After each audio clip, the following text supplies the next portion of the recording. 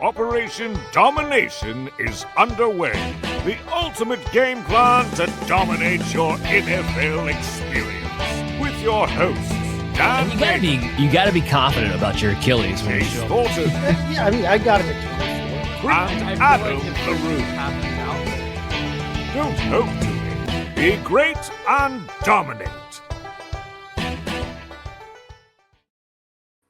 All right. Welcome back into another edition of Operation Domination. As always, I'm your host, Dan Mater. It is just me today. Chaz Flaherty is away at a wedding, so we got to celebrate the good times. Hopefully, we can still celebrate with some green in our pocket. Make sure you check out Operation Domination on your favorite podcast app and check out all of our video content when you go to the Fantasy Football Advice Network YouTube channel at FF Advice Net. It was a great week of fantasy content, and we always put that out there. That's why you need to go back and download the show and everything else. But now it's time to make sure that you're coming away a little bit richer after week 5. It's kind of a nice compliment to fantasy football. Because think about it this way. If you have a crappy week, if you do lose, you can still win money. And ultimately, most of the fantasy football leagues you're in probably have a winning pot anyway. So we can do that week to week here. Maybe even offset if you lose. Hopefully, we're helping you win both. And that's what we're going to look to do here today. So I got some notes for you guys to kick the show off. Just in general, little tidbits to kind of see where we're at as we exit the first month of the season and enter October. So right now, so far this year, the favorites have essentially been dominating, with the exception, of course, of the Thursday night game where the Rams were up 8.5 by the time that line closed. And, well, the 49ers and the ragtag group somehow found a way to win that game in overtime. It was absolutely incredible. So I didn't update on this list, but I could. So going into Thursday night, the favorites of 6 or plus points, so 6 points or more favored by, were 16, 2, and 1 straight up for the season. So basically, the teams that are favored are essentially just winning. All right, now that would be 16, 3, and 1 as we get past the Thursday night game because we just watched the Rams 8-point favorites lose that game. The over-unders for the totals of the games are completely split, which is what the books hope for this. 32 overs, 32 unders. The books couldn't play it any better than that. That's what they want to see. They want to see even money on both sides of the coin. That means they're making money, and the public bettors likely, as a whole, are not. So that's what we've seen so far. And the public, just to back that point up, has been struggling. So teams that have had 60% or more of the tickets from the public, not the Sharks, but the public, are 10-24 against the spread. It's been rough. It's been rough for the public so far this season. So hopefully we can help get that turned around because the books are going down today. So first off, I made this notification out there last Sunday. We got to do it again. There is a London game, guys. There's a game, Minnesota Vikings, who got to stay in London all week.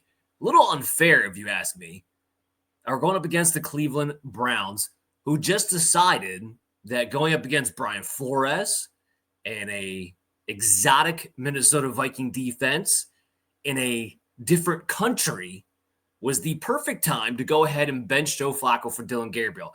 Now, look, I'm not going to sit here and question it too hard the way some people have out there.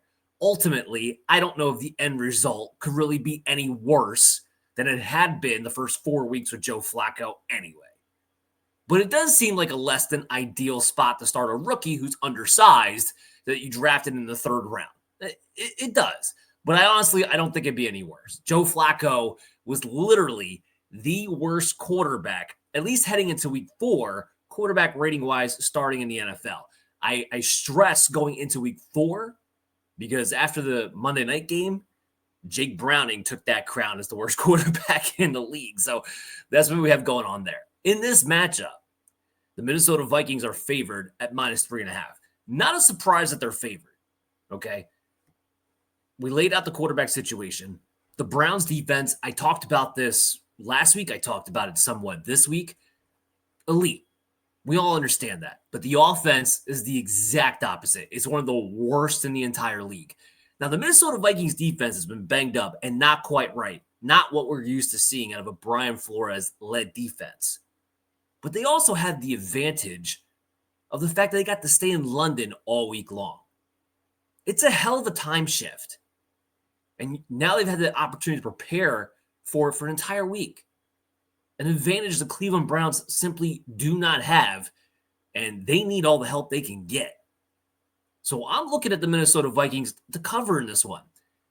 Everyone wants to act like Carson Wentz is going to just melt this game away. It's not Aaron Rodgers on the other side of that field. Okay? They'll be just fine as long as they stick to their game plan. Is it going to be pretty? No. The over-under in this game total is 36.5. We're looking at a low-scoring affair on Sunday. That shouldn't surprise anybody. And frankly, it's still not low enough. Give me the under that. Would it surprise anybody if this game was 16-13, 17-10, somewhere in that realm? I'm not expecting to see a whole lot of points here. And in fact, I'd go as far as to say I don't expect either offense to hit the 20 mark. And if that doesn't happen, the 36.5 under is there and ripe for the taking. So let's move on here. Let's talk about the Texans and the Ravens. Unfortunately, we had Dr. Brian Scott on the show yesterday. The Ravens are not going to have Lamar Jackson. That's the unfortunate part about this. It is in Baltimore. Both teams heading into this game are 1-3 against the spread. It's been awful. And I can't believe it's the conversation we have to have about the Ravens, but here we are in week 5. That's why it's the NFL. So now Cooper Rush comes in. We know what Cooper Rush is at this point. Has there been moments with Dallas where he was able to put up enough performances to win a couple of games here and there every so often? Yeah, there was.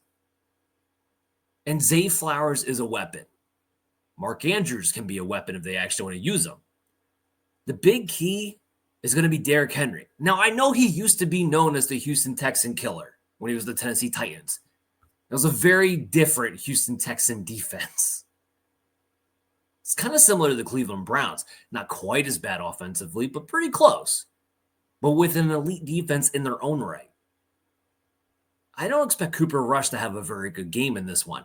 So this is another game in which I'm looking at the total over-under here, and I'm thinking under myself. Right now, the total for that game is 40.5. It's another game I would not be surprised if either team gets to the 20 benchmark. And if I was going to bet on one team to do it, it'd be the Houston Texans. Even with Lamar Jackson, the Baltimore Ravens have not looked like themselves, mostly defensively. That defense has been a leaking sieve. It's been brutal. They can't stop the run. They can't stop the pass. They can't pressure anybody. Good news for CJ Stroud because he's been getting hammered all year long. And that's why you come into this game, the Texans are actually favored at -1.5 in Baltimore. That's where we are. I would take the Texans in this game. I think right now they are the better team. It's really the best of two ugly worlds is what we have on our hands in this one. But more importantly, I have a player prop for you, which is what I love to do here. Now, remember, my article comes out on Saturdays on The Huddle, where I do 15 player props, my 15 favorite player props of the week, spell them out for you on paper, let you get a good read, maybe in the bathroom. That's where I do all of mine. I wouldn't judge you if you did yours too. I don't mind being associated with your bathroom time. Perfectly fine with me, as long as you read the article on The Huddle. Don't care. But one of the guys I'm going to talk about in more depth, but I am going to mention on this show, is CJ Stroud. His over-under is 214.5 passing yards. Give me that all day, every day, against a Ravens team, like I said, that simply cannot stop the pass. Period. Now, first of all, over his last 3 games, he's been averaging 214.7 passing yards during that time. So, like, just a little bit over what his player prop line is to begin with. Around 30 attempts, maybe 7.16 yards per attempt. roughly speaking. Hasn't been pretty, but they looked a lot better against Tennessee. Now, Tennessee will make a lot of teams look right, but honestly, I don't know if the Ravens' defense is much different from what we've seen. They've allowed 271 passing yards per game so far this season. And with Cooper Rush playing, that limits the ability they're going to have to sustain drives, which means more opportunities for the Houston Texan offense if things continue to go as they have. So yeah, give me CJ Stroud. And the one thing about week 5 is that we're kicking off the bye weeks, right? Which means when I give you 15 different player props, some of them are going to be from the same game. I try to keep it unique just so you can sprinkle a little action in each game if you so chose. Doesn't mean I don't love the parlay. And when we get into these bye weeks, the parlays become, well, much more prevalent. And you want to do same game parlays by looking for stats that are going to correlate to one another. So if I'm taking the over on the quarterback's passing yards, then there should be a receiver who's a beneficiary of that. Comes as no surprise. Nico Collins, who's the only legitimate wide receiver the Houston Texans have. Side note, real quick. I don't understand why the Texans spent significant draft capital on 2 wide receivers from the same college, by the way, in Jalen Noel and in Jaden Higgins. And yet, Xavier Hutchinson is the player who's playing right now. Now, maybe that's to say that the rookies just simply have not shown enough to be ready. I'm not in the locker room. Could be the case. It just seems very weird. Xavier Hutchinson, who's done next to nothing in this league for a couple of seasons now, can't lose his job to your second-round wide receiver. Players bust all the time. It's true. But there's also something to be said for development. Why is no one developing? I think Nick Caley, the offensive coordinator of the Houston Texans, is going to be a one and done. Because it's been dreadful. The offensive line is terrible. I get it. But clearly firing Bobby Slowick in favor of Nick Caley is not solving the issue. You have all the same problems you did a year ago, and you're less prolific. What are we doing here? Anyway, to get back to it. So Nico Collins is going to be the beneficiary of CJ Stroud going over his passing yards. So I have Nico Collins over 74.5 receiving yards in this game. I got him projected for at 100 even, which gives you a 25.7 edge and an 80% cover probability based on my model's projection.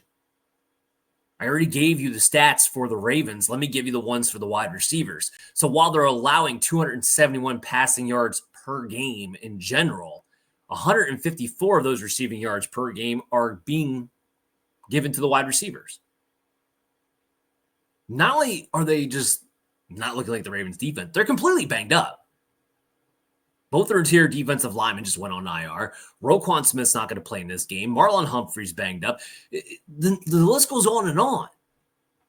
The Texans used last week against the Titans to get a get-right game. They have an opportunity with a flashier brand name in front of them to use as another get-right opportunity.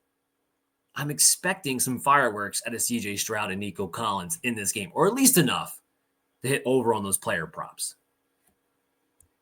So now we move on. Let's talk about the Raiders and the Colts. Raiders on the road heading into Indianapolis. The Colts, to no surprise, are favored pretty well in this game. They're sitting at about a 6.5, or now it's a 7-point favorite, excuse me. Because the public, they're betting heavy on the Colts. Rightfully so to some degree. I want to push back on it a little bit. A little bit.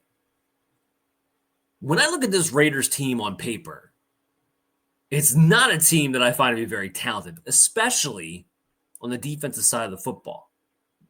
And yet, Pete Carroll has made this a really feisty unit in year one. Like, that defense has not been pushovers at all.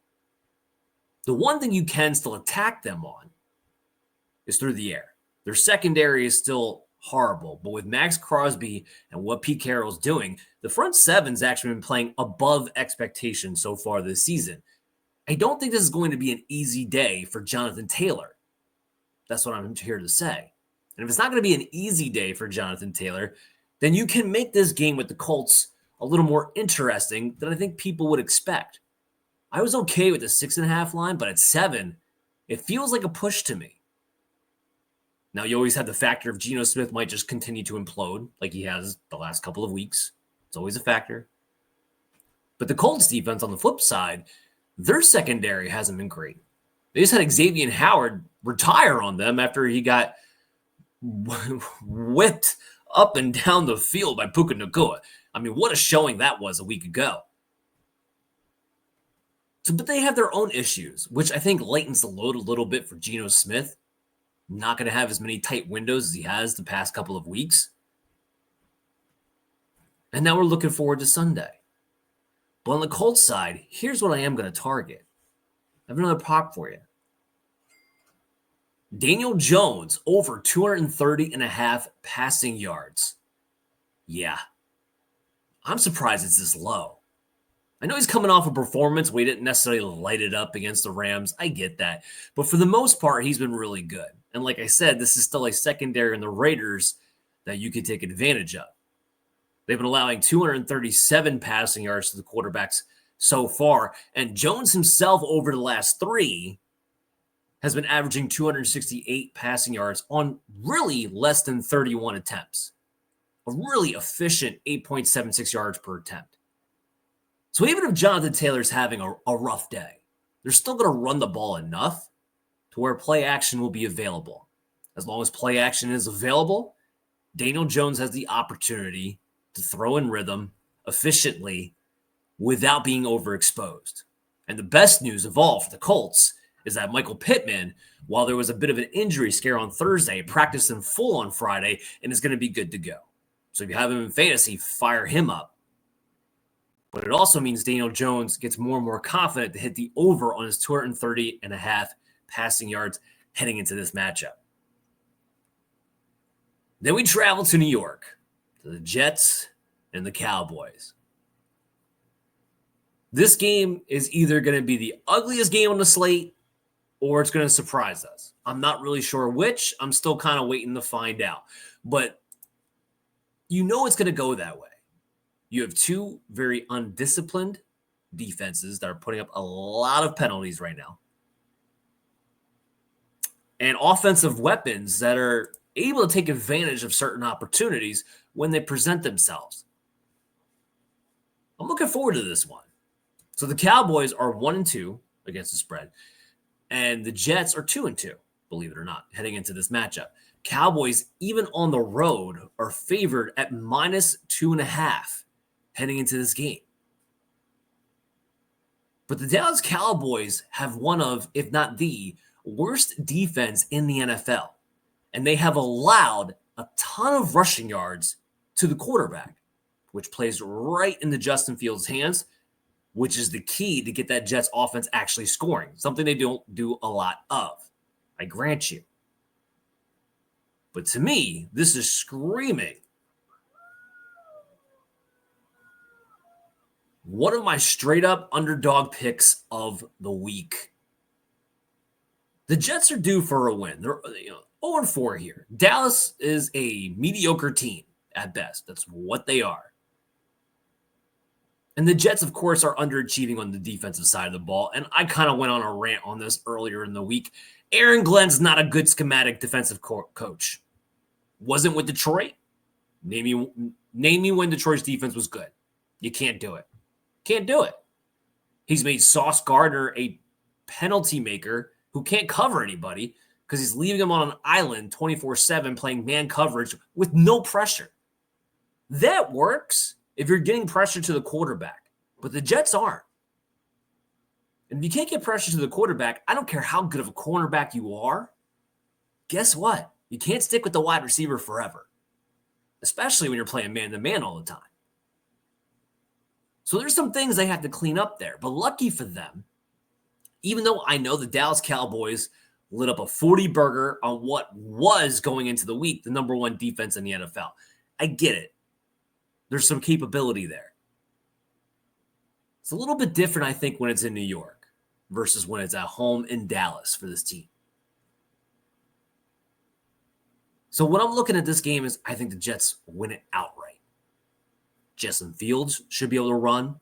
Breece Hall should be able to run. Garrett Wilson should be able to get open whenever he wants to.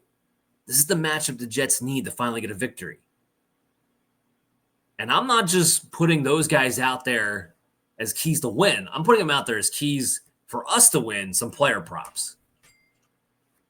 So let's get into it in this one. So I'll start on the Dallas side. I got multiple ones in this, so hold on to your hats. And if you want to do some same game parlays, some round robins, I recommend that you do so because it's ripe for the taking. So on the Dallas side, we have Javonte Williams. I want his rushing and receiving yards. Give me his scrimmage yards. His over-under is at 91.5 right now. My projection for him is 107, which is actually right in line with what he's been averaging so far this season from scrimmage anyway. So the Jets, I talked about how their defense isn't playing up to snuff. They're allowing 100 yards per game on the ground. And they're allowing about 16.5 receiving yards to the running backs per game. That matches up perfectly with what Javonte Williams has been giving you anyway. 90% of it coming on the ground, about 10% of it coming through the air. He's a bell cow back behind a good offensive line. Buckle your seatbelts. Here we go. Devon Achane, grant you, not the same type of running back, did whatever he wanted to do against the New York Jets. Now, Javonte's going to be needing a little more power than that, not as much speed. But did you watch that Monday night game? The Jets defense didn't look like they were interested in tackling. If you're not interested in tackling a running back who's 170 pounds soaking wet, what are you going to want to do when Javonte Williams gets going downhill? So I love this prop here. Give me over the 91.5 all-purpose yards, rushing and receiving combined. Talk about the Jets side of the ball. Talk about how the Cowboys can't stop the quarterbacks from rushing. We saw Jalen Hurts run all over them in that week one performance, and it really hasn't stopped since. Now, on average, they're allowing at least 30.5 rushing yards to the quarterback. Add in the fact that you have a true dual threat quarterback coming to town, or you're going to their town, in Justin Fields, who's averaging 59.3 rushing yards per game in the games that he's been healthy in. And that equals to getting an over on a 51.5 rushing yard prop line. Love it. I think the Jets are going to be able to do whatever they want to. All their RPO action should be available to them. On the throwing side of things, I think there's something we can take advantage of. So while we love Justin Fields and his legs, and we always question whether or not he can get it done through the air, because it is a hit or miss scenario. There's been one guy he's been able to hit consistently throughout the entire year, and that's Garrett Wilson. So Garrett Wilson, his line in this game is only 63.5 yards. That has more to do with his quarterback than it does the matchup and his ability. Trust me. But I still like it here. I got him projected for 74.3 heading into this ball game. He's been averaging 72 yards over the last 3 games and 9 targets. We know the volume is going to be there. And nobody in that Dallas Cowboys secondary has the ability to cover him at all. The Cowboys are allowing 206.8 receiving yards per game to wide receivers. Worst in the NFL. So give me Garrett Wilson over his 63.5 receiving yards prop. Justin Fields over his 51.5 rushing yards prop. And over Javonte Williams' 91.5 scrimmage yards. Love it. Love it. I can feel the green already. Now we fast forward to the Broncos and the Eagles. Broncos coming into this game, really uneven 2025 so far for them. Bo Nix has been struggling. They had a nice little get-right game against the Cincinnati Bengals on Monday, but it's hard to know what that means because right now the Bengals would make anybody look good. So it's hard to take anything too much away from that. The Eagles, on the other hand, while they're 4-0 in their record, they're 3-1 against the spread. There's some things about them that don't look great either. A lot of hoopla about A.J. Brown not being happy. because he hasn't been getting utilized outside of the Rams game where they had to come back from behind. I've talked about this numerous times so far. Their passing game looks broken. They didn't complete a single pass in the second half against Tampa Bay. I don't even know how you do that in the NFL in today's day and age. They're just more talented than the teams that they're playing. That's why they're winning. But they're being outcoached by everybody that they're playing. Again, they're just more talented. The offense in particular has been getting outcoached by every defense it's faced so far. Because it's not like they're putting up points from their rushing game. Saquon Barkley's averaging 3 yards a carry. Their special teams has been the key to making plays the last couple of weeks. Their defense gives them plenty of opportunities where as long as they hit on one drive out of 5, they're winning these ball games. Eventually that catches up with you. Now, I don't know if the Denver Broncos are the team to definitively do it, but they have the defense to do so. And if Bo Nix can just get back to playing a Bo Nix clean type of ball game, well, then I think the Broncos have a real chance here. Now, this game is in Philadelphia, and we get leery of any team going from west to east coast. Now, it's not quite the west coast out in Denver, but it's west. We kind of just saw it with the Chargers, who wound up losing to the Giants. That's real when you go from west to east. Not so much east to west, but when you go west to east, that is a real thing. So while I want to take the Broncos to win this game straight up as an underdog pick, I can't really quite do it. Maybe if Bo Nix was playing better, maybe if the Broncos had Dre Greenlaw to help stop the run, because they have been a team you can run on themselves. But it's not quite enough for me. And it's not quite enough for me to take the points either. So I would take the Eagles covering 3.5 in this ball game. I do, however, have some props that I'm ready to fire away. So J.K. Dobbins coming into this game, his receiving yards prop is 6.5. That's it. There's a good reason why his receiving yards prop is only 6.5. And you have him in fantasy, you already know where I'm going with this. You already know, because he's only been averaging 4.3 receiving yards and less than 2 targets per game so far. J.K. Dobbins is not involved in the passing game one iota. Not even a little bit. That's R.J. Harvey's role, who I'm going to talk about in a second. So the Broncos coming in here, slight underdogs. If the game goes as expected, as the team lines would imply, well, then there's going to become an opportunity sometime in the second half where the Broncos may have to come back from behind, which means they're going to have their passing group out there, which means it's going to be R.J. Harvey, not J.K. Dobbins. And being that the guy is getting less than 2 targets a game,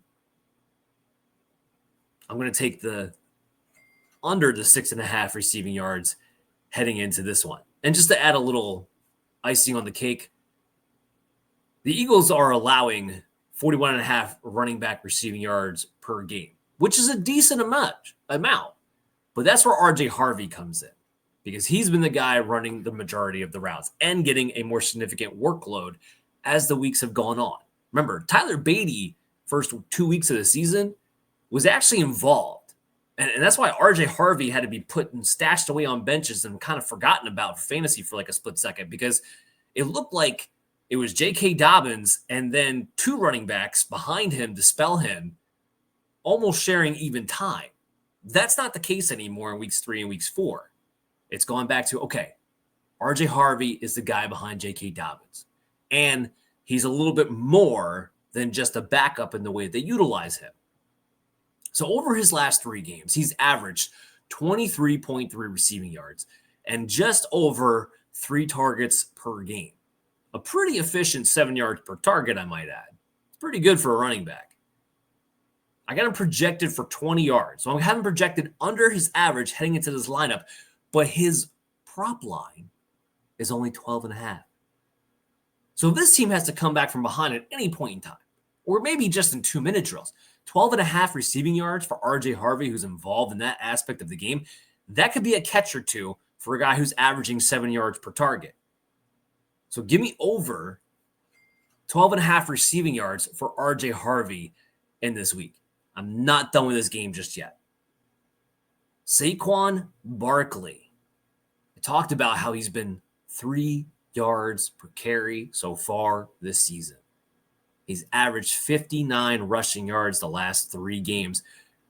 It's not from lack of volume. He averages 19.6 carries. Right now, Saquon Barkley and Christian McCaffrey are having the same issues. They're getting tons of volume and going nowhere. Offensive lines are banged up. And neither one of them looks like they quite have the juice as a runner as they did a season or 2 ago. 2 in Christian McCaffrey's case. Last year, historic for Saquon Barkley, of course. His rushing yards prop against an admittedly not hard rushing defense, I'll get into that in a second, is 79.5 rushing yards. I have him projected at 63.5 heading into this ball game. I never thought I would say take an under on Saquon Barkley rushing. Not with the Philadelphia Eagles. Not after the year he had. And I never want to doubt a great player like that. These are the types of players I look for overs or I just don't bet in general. But Barkley's not sniffing this. He's not sniffing this level of production. He's going to have to get to at least 4 yards per carry in order for him to hit the over on this line. And not once has he done that so far this season. And I don't think it's going to wind up happening here against Denver. Now, Denver has allowed 92.25 rushing yards to the running backs per game so far this season. But with Barkley unable to be efficient, despite the volume, it lines up real easily to be an under in this game. Let's move on to another one. A game that's probably not going to be on as many people's radars. We got the Dolphins and the Carolina Panthers. The Dolphins so far this season, they've been 2-2 against the spread, while the Panthers are 2-1. Dolphins on the road, without Tyreek Hill, and I want to make sure we add that in, no Tyreek Hill, are still favored against the Panthers at -1.5. When's the Bryce Young experiment going to end? If you've been watching or listening to this show at all over the last couple of seasons, you know I've been warning you guys, especially this offseason, that Bryce Young ain't the guy. And it was especially prudent this past offseason because everybody wanted to take the small sample size of a few games at the end of last year as the moment of the breaking out party for Bryce Young. As the moment he turned it all around from this little itty bitty sample size. And we have a much larger sample size in his career to this point of him not being an NFL caliber quarterback, period. Wouldn't even want him as a backup. That's how bad this guy is. That's how bad he's playing right now. Again, when's it going to end? I'm not saying Andy Dalton's great. I'm not even saying they should go to Andy Dalton. At this point, the Carolina Panthers should be getting ready to who's going to be their quarterback next year. That's what they should be doing. And while it's hard for me to bet on the Dolphins, because they are one of the teams that just look dysfunctional so far this season and are down a superstar player at that, the Panthers offer you nothing to scare you. The Dolphins have one of the worst defenses in the NFL. And I'm not sure they're going to be able to take advantage of it. Between Bryce Young, Chuba Hubbard being ruled out in this game, so we're down to Rico Dottle. Well, I know he's put up numbers in the past, but it's not somebody you're riding on to give you a spark in the offense. Give me the Dolphins to cover. Yeah, it's weird to say. I don't feel great about it, but that's what we're looking at here. So here's a little stat line for you. The Panthers are better when they're underdogs at home. They are. Now, here's the caveat to that. They're underdogs all the time. So eventually, even a dog has 15 minutes of sunshine on his ass at some point, right? Like, it's not great. But the Panthers are better when they're home and they're underdogs. So take that for what you will. Here's what I'm mostly focusing on for this game. It's the Jalen Waddle player prop. 64.5 receiving yards. That's the over-under. We all know Tyreek Hill's gone. We're begging for Jalen Waddle to get the opportunity to show what we know that he has the talent to do and have the opportunity to put it on display. Here's the thing about Jalen Waddle. I still think back to the Alabama days where this guy was hands down the most explosive player on the field, no matter what teams were playing, period. He comes into the NFL with the Dolphins, and in his rookie season, while he broke all these rookie records and got tons of targets and everything else, and it was all great, he was a glorified Wes Welker. He had 1,000 yards and like 150 targets. He wasn't efficient. He wasn't getting the ball down the field. So the one like great year we have of Jalen Waddle in the NFL doesn't even match the profile that this guy should have. And he hasn't consistently gotten the opportunity since Tyreek Hill and Mike McDaniel joined the Dolphins. He has the ability to do more. He has the ability to do basically everything Tyreek Hill did for this team. I don't see why not. We're still waiting for it. This is the opportunity to see it. And look, J.C. Horn of the Panthers, he's no pushover. Like, I'm not picking on the matchup here. It's not really what I'm doing. People think Carolina Panthers like, oh, easy defense. Yeah, sure. Opportunity. Yeah, sure. No, J.C. Horn's been shutting down the number one wide receivers. This is all about time to shine. Mike McDaniel, you need to scheme this guy up because he's your only playmaker down the field. That's what this is about. This is putting my faith in that he will know to get him the football. So again, the line's at 64.5. Waddle's been averaging 51.7 receiving yards. And obviously that's with Tyreek Hill in the matchup. About 4.3 receptions, 8.61 yards per target, which is okay. Not great, but it's okay. The Dolphins, again, favored to win this game, but just slightly. So this should be a neutral game script for the majority of the game, unless the Dolphins just wind up blowing them out by the second half. I don't really see that happening. So with the neutral game script, it should keep them passing through the second half. And I mentioned, Panthers have given up the least amount of yards to the wide receiver. But I think between bubble screens, play action deep throws, the fact that Mike McDaniel is going to have to scheme for Waddle and feature Waddle, I think he gets the over on the 64.5 receiving yards heading into this week. And is a must play for fantasy football, I might add. Oh, we got a tickle fest down in New Orleans this week. Oof. Two really bad teams taking each other on. So we got the Giants and the Saints.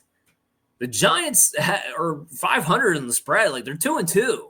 Like, Saints are 1-3. That's just surprising. It should be more surprising if the Saints even covered once. It was against San Francisco because they were 8-point favorites in that game, or 6.5 and won by 5, whatever the case may have been. So this line actually changed a little bit throughout the week because it started out that the Giants were favored by a point. And this was after the Malik Neighbors knew. Like, we already knew he had the ACL. This was nothing new. The public bet it up so much that now it's at 1.5. Saints are now favored at home. It's a pick'em game. Like, don't treat it as anything else. It's a straight up pick'em game. If you think you got a feel for this game, let me in on your little secret. All right. And I don't want to hear Giant fans or Saints fans. If you think you got a real insight of who's going to win this game, I myself lean, if I had to pick, would lean towards the Giants. Just for the simple fact that they have the pass rush. Like, when I look at these two teams, all right, what on either of these two teams is actually legitimately good? Does anybody have anything? And the only unit on either team that I can point to is the pass rush on the Giants. The pass rush on the Giants is legitimate. And Spencer Rattler is not good. Surprise, surprise, right? So because of the only team that has an only legit unit in my mind, that's what makes me lean towards the Giants. For nothing else, though. And that could mean nothing. I'm not going to bet one team or another to win this game. If you wanted to take the Giants outright, they're plus 100. They're even money. Not terrible odds. It's pretty close. And I would actually be more bullish on this if Jackson Dart, even though I know he's playing, if Jackson Dart hadn't gotten we'll call it a minor hamstring injury in the last game. Jackson Dart has to be able to be mobile in order to have any hope of being positive and keeping up with the chains. He needs that mobility for escapability and to be able to pick up a few yards when he needs to, especially now that you're not going to have Malik Neighbors. Like Wan'Dale Robinson is going to be the number one wide receiver on this team. No one's getting scared by that. Nobody. So I lean the Giants in that way. I do have a prop, and this is what I'm more excited to bet on in this one. Cam Scatterbo, rushing yards, 67.5 heading into this matchup. I have him projected for 84.3. He had 79 rushing yards last week. Now, it wasn't efficient. It was on 25 carries. I'll grant you. But the fact that the first game without Tyrone Tracy, the Giants were willing to give Cam Scatterbo that much work, despite it not being efficient. And not only that, it helped them win the game. They beat the Chargers as major underdogs. They beat them outright. I think the formula sticks. No? Why would you change it? The Saints are the same quality team as the Chargers. This is what's going to work for you now. You have a rookie quarterback in there. You want to establish a run game so you can run play action and make things easier. While I don't think Cam Scatterbo is going to be super efficient in this game either, it is a much easier matchup than he had a week ago with the Saints rush defense. That's for sure. However, I think volume is just going to carry him past the 67.5 yards mark.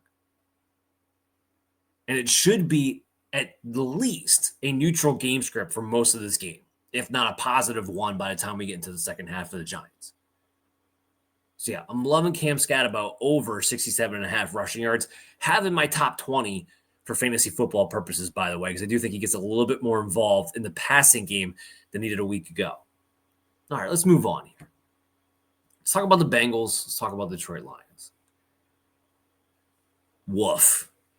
I'm surprised, and I actually kind of want to double check this line real quick because I'm surprised that this game opened at only 10.5 points, and it is still, in fact, 10.5 between the Lions and the Bengals. I know it's in Cincinnati. After what we watched Monday night, do we have any faith the Bengals can move the ball? We know their defense isn't going to be able to stop anybody because outside of Trey Henderson, none of them's worth a damn. So, and the Lions, I mean, talk about the worst matchup the Bengals could have. Like the number one rushing attack in the NFL just to break their spirits whenever they want.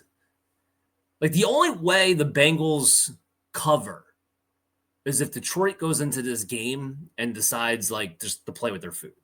We've seen that before. We saw the Bills do it a week ago with the Saints. Sometimes good teams will do that. The Lions aren't typically one of those teams. Did you watch that Bears game a couple of weeks ago? I know it's a divisional rival. There was a little extra fuel in the fire. But the Lions are all about getting things right and taking advantage of the opportunities when they can just go mollywop a team real fast and see if they can work out some kinks that maybe haven't been firing on all cylinders. Looking at you, Jared Goff and Jameson Williams. This is the perfect game for those two to work out that deep ball issue that hasn't really quite hit yet outside of 1 week. They tried to do it like 3 or 4 times a week ago and just couldn't quite get it. In Dan Campbell's words, they're just a little bit off, but they'll get it figured out. I wonder if they have this game circled to figure that part out. Wouldn't surprise me. There's no way the Bengals cover this game, like I said, unless they're playing with their food. Here's a prop I have for you. All right. Fantasy owners are going to be upset. I get it. I had to move this guy down to my RB3. But Chase Brown, his rushing line is 51.5. I can't believe it's that high. So I haven't projected at 41.3. So I have a negative 10.3 edge. So a cover probability of almost 70% based off of that projection. He's averaging 30 rushing yards a game the last 3 games without Joe Burrow. 30. That's it. 30. It's been brutal. On like 12 carries per game. Talk about inefficiency. That comes out, in case you're not doing the math, that comes out to 2.5 yards per carry. Woof. They're using him. I actually talked about this earlier in the week because, we're talking about some, buy sells, and we're getting into the time of year where people are looking to kind of make trades, see if you could take advantage of certain things or not. And one of the questions came up, is Chase Brown a buy low?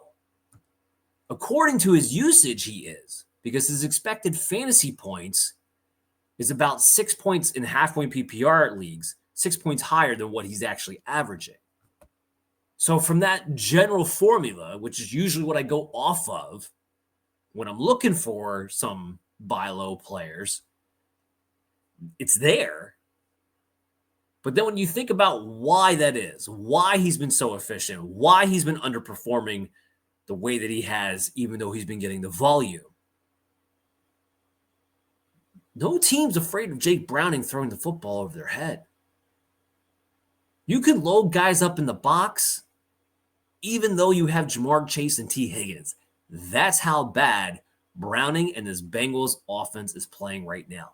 I don't see it getting better against Detroit. I got news for you. They're going to tear up, chew up, spit out that offensive line. It's no match for that defensive line of the Detroit Lions. None. God help him if McNeil, who opened his 21-day practice window, actually comes back and plays.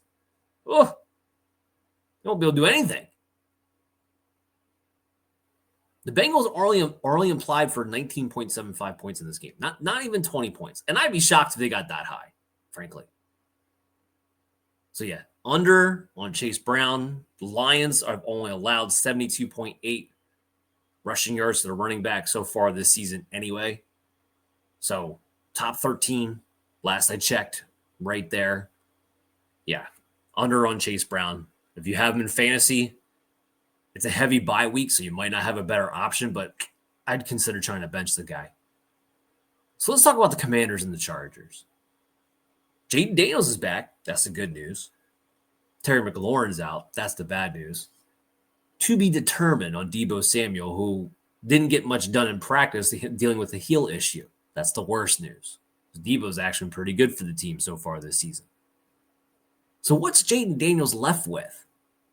Zach Ertz, who's not even playing a normal amount of snaps this year. And what? Jalen Lane, Luke McCaffrey.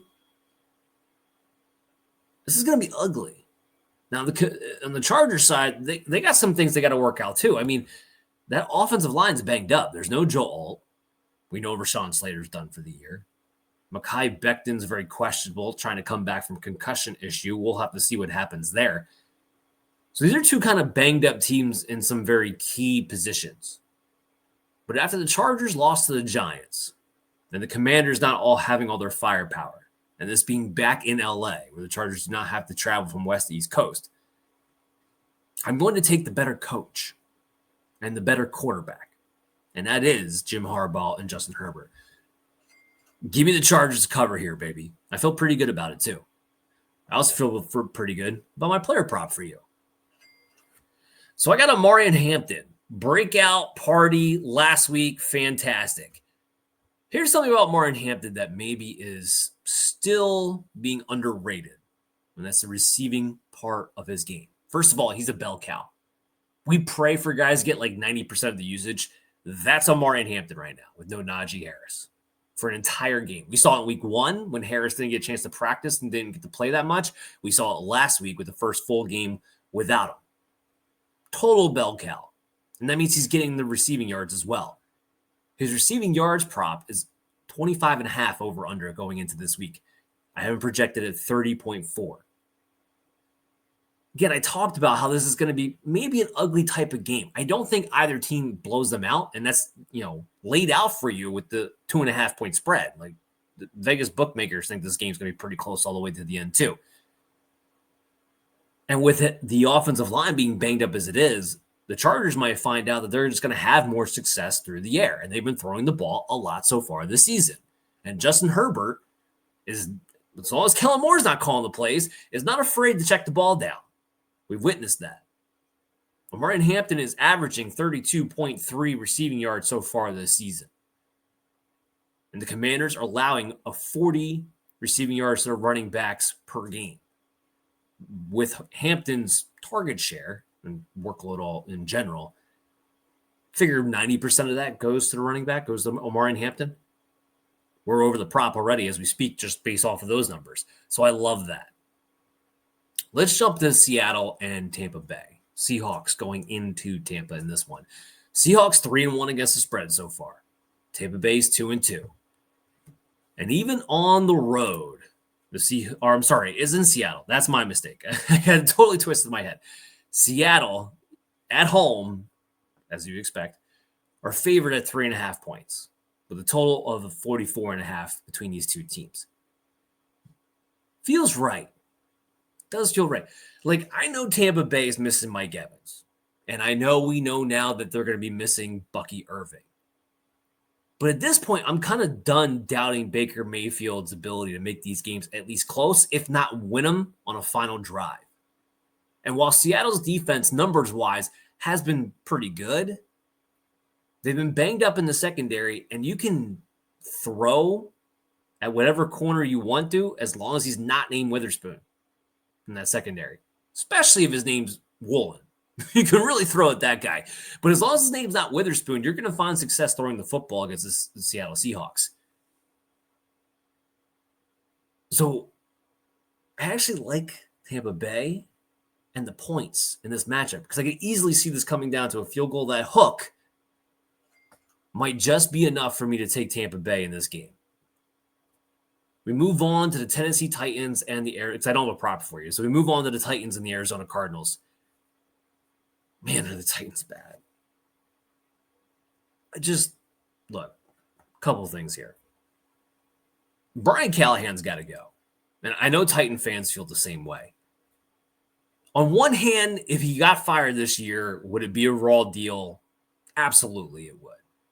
You brought him in a lost season last year where you knew you weren't going to get your quarterback of the future yet. So you're like, hey, see what you can do at Will Levis. And we're going to put you on a 5-year plan, and we're going to build this thing up from the bottom to the top. Okay, sounds good in theory. Except for the fact that they were more competitive a season ago, game to game. Like, it's still, obviously, they still didn't win a lot of games. They had the number 1 pick the past year, but I didn't feel like they were this pathetic. They didn't even look like an NFL team out there. And I don't put this on Cam Ward, the rookie quarterback. There's nowhere for him to go with the football. Calvin Ridley's been banged up. They can't really run efficiently with that offensive line and Tony Pollard. And what used to be a staple of the Tennessee Titans, what kept them in games was the defense, in particular the run defense. Well, since T'Vondre Sweat has been banged up, not only can you run the Titans, but you can throw. You can do whatever you want. It's brutal. And while the Cardinals in their own right have not been impressive at all, not even close, I don't see how you don't just show up and win this game. The 9-point spread is what's interesting. Because I could have made all these same points back in, I think it was week 2 or maybe week 3. Whatever week the Cardinals played the Saints.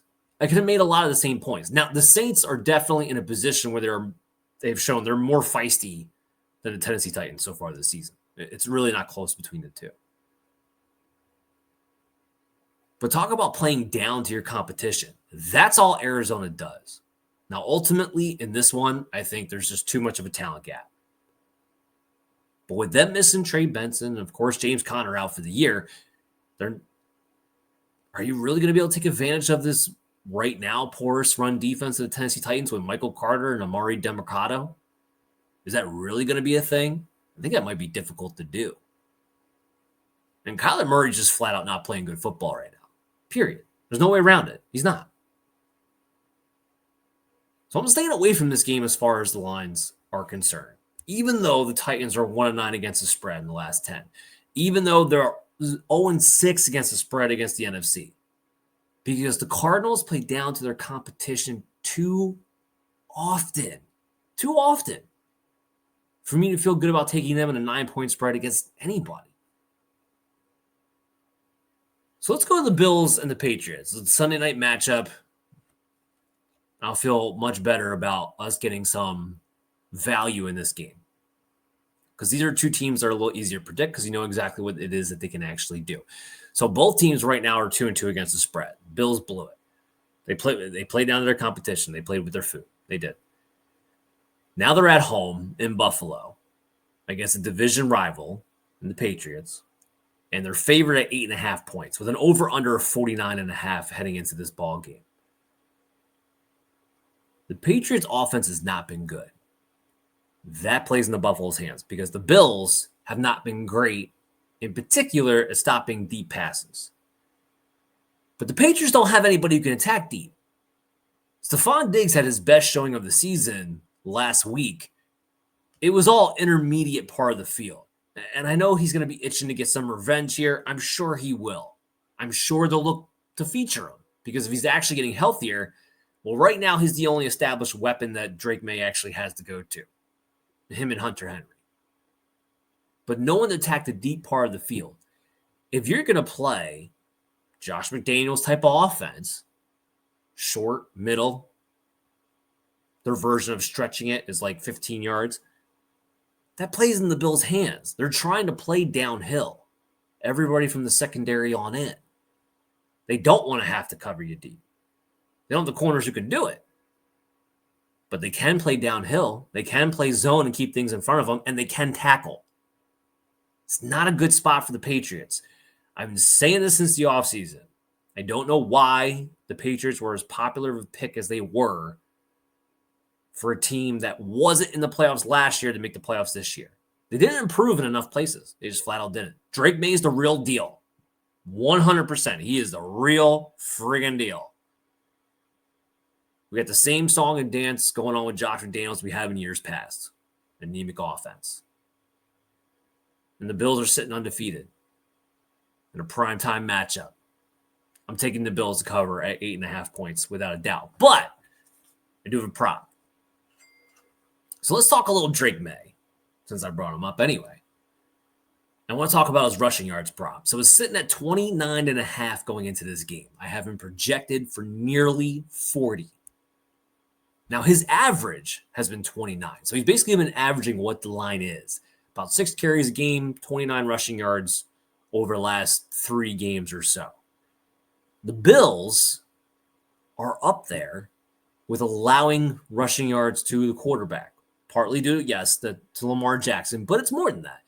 49.8 quarterback rushing yards per game so far out of this defense. Said it before, this defense is not playing great right now. Drake May is likely, just going off the expected team in line implied game script here, likely going to have a negative game script on his hands. Likely is going to have the ball in his hands quite often with extra dropbacks that he is then going to have to scramble because I don't know how open his weapons are necessarily going to get.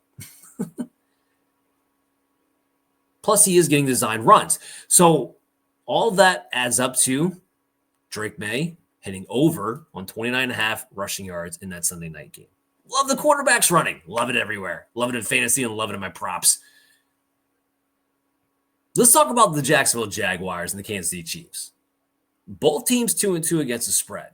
Chiefs looking much better over the last couple of weeks. The Jaguars, as a unit, have been impressive. Right? Knocked out the 49ers a week ago. As we found out, even as banged up as the 49ers were, the Rams still couldn't take care of them. We all thought the Rams were a pretty good team heading into that game. So there's something to be said for that.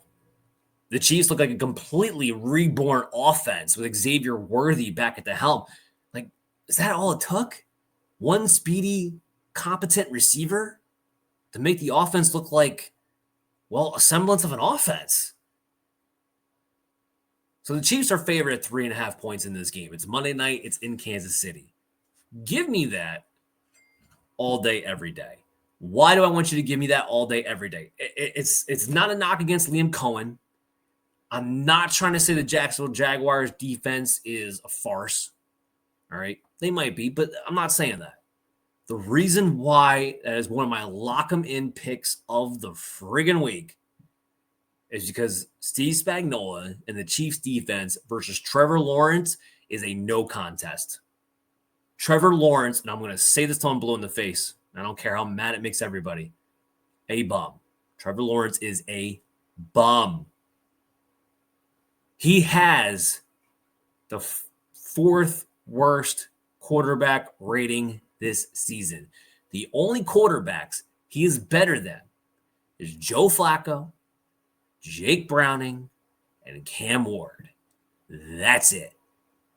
So as good as the Jacksonville Jaguars have been, as much as they have been winning so far through the first month of the season, Trevor Lawrence is in the company of Jake Browning, Cam Ward, and Joe Flacco.